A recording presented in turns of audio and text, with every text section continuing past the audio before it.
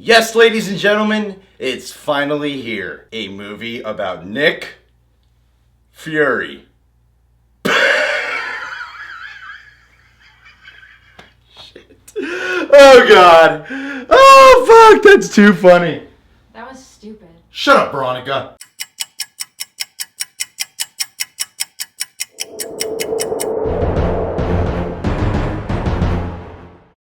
Fury! Another World War II movie starring Bradley Pitt. Mr. New Wrinkles. That's what I call him. He's getting a little wrinkly. He needs to work on that. First off, I'll acknowledge that this film has some war movie cliches. Like, yes, war is bad. We all know that by now. And like what war turns a man into. I mean, what other messages can you really convey in a war movie? I mainly just care about its character portrayals and overall execution of the tale. Can you just hold that thought for a second? Can you imagine us having a tail? That'd be pretty cool.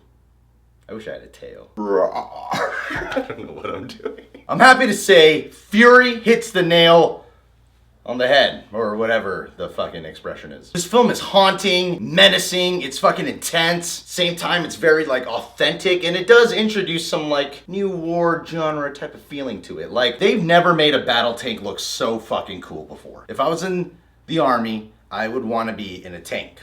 Because I want to feel like Brad Pitt. Never be cool to be Brad Pitt for a day. The direction by David Ayer is fantastic. It's great to see a war film. I don't know if this is great, but it's great to see a war film that puts you into like the actual world of feeling like you're part of this war. Because you're so invested in these characters that you feel like part of the experience for you as well. Everyone in this movie is a human being. Like, a lot of times you watch war movies and you do become numb to it. It's like body counts just become numbers, you know? In this one, it's like, no, these are human beings like fighting each other and killing each other. And it does make you question a lot of things about war. A lot of the messages that seem like so expositional in war movies, I felt this movie knew how to actually get those messages across without being preachy about it. Like, there are some battle sequences, and yeah, they're like really entertaining, but every time a battle sequence was over, it brought it back to like, hey, no, this is really fucked up. You don't want to be a part of this. But I would like to be Brad Pitt for a day. I'm just saying.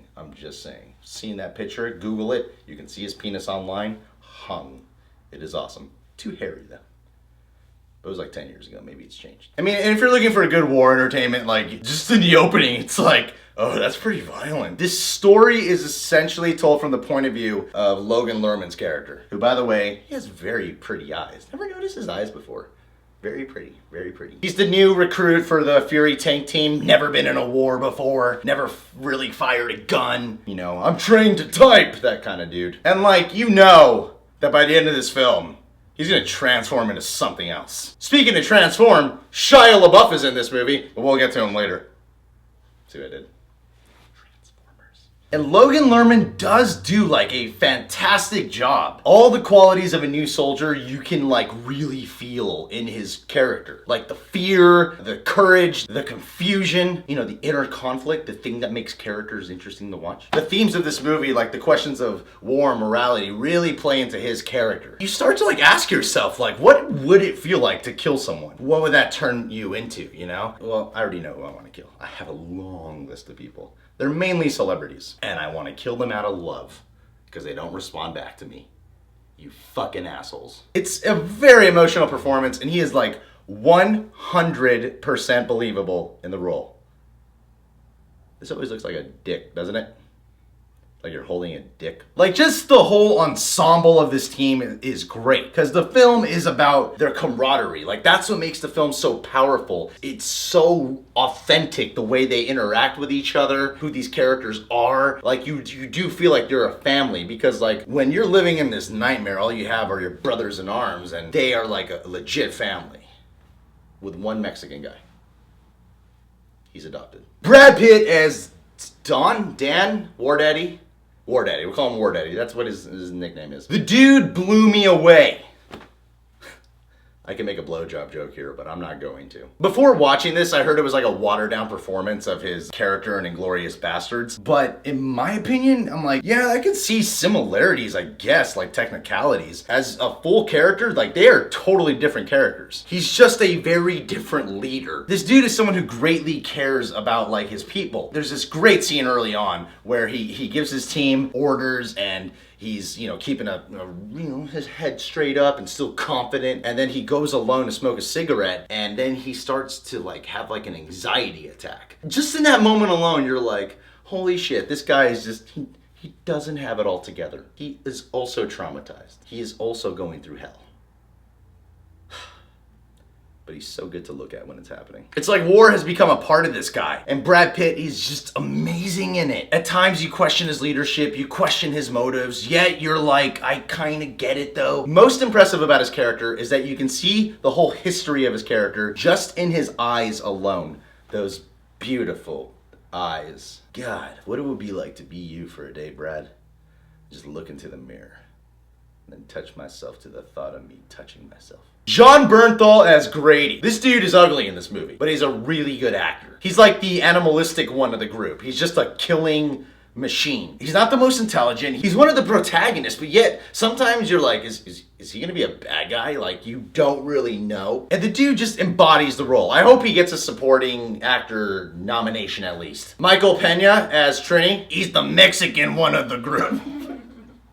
That was stupid. What's great about his role is that he's not like a comic relief character, but there's such a level of personality and authenticity to his performance that does add light to like this really dark film. Shia LaBeouf as Boyd. He's like the badass yet Christian one of the group. He's the one, like, hey, here's some Bible verses for you. Same time, I kind of got an attitude problem. Now here's what I have to say. I didn't dislike this guy's performance. At times I thought he was fantastic, but here's my impression of his portrayal of this character.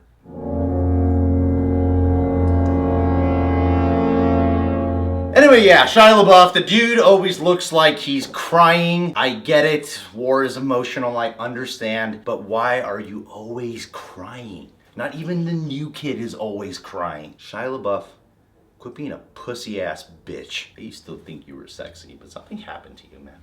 Something happened to you.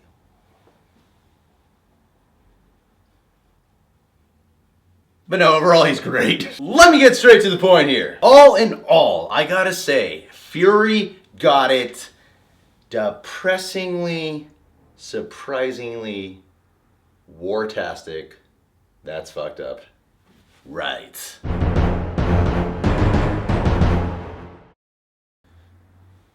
Oh, hey guys. If you guys want to go ahead and comment below, I have a question. If you were to nickname something Fury, what would you nickname? I know the answer for a lot of the responses that are coming in.